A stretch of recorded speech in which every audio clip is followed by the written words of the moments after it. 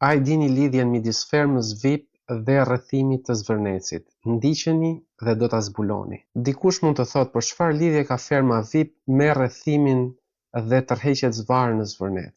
Atëherë, ferma VIP është një emision i Vision Plus dhe Media Vision, e cila është në kontroll të vëllezërve Dulaku.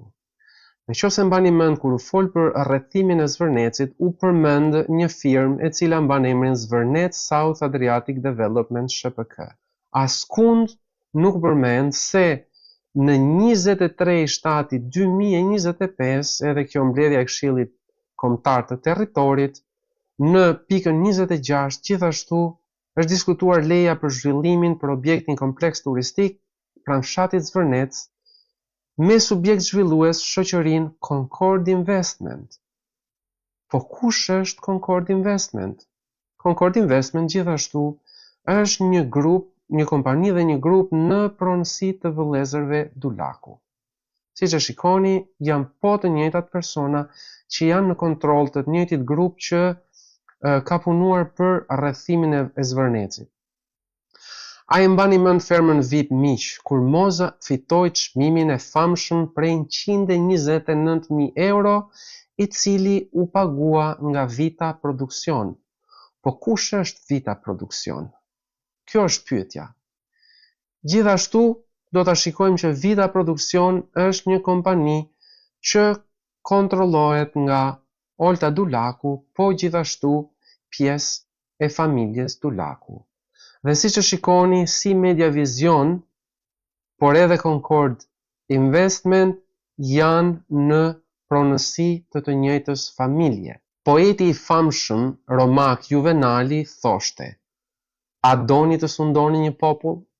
Hidhini atij një cobuk, por mbi të gjitha argëtojeni me lojra.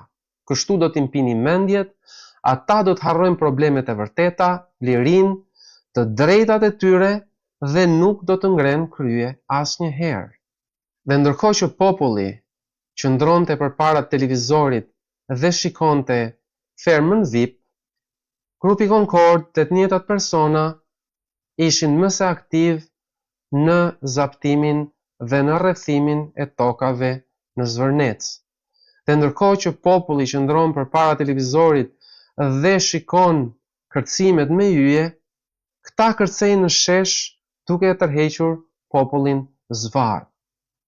A e mbani mend miq kur Vlora ngeli një javë pa ujë dhe fekalet mbanin erë kudo?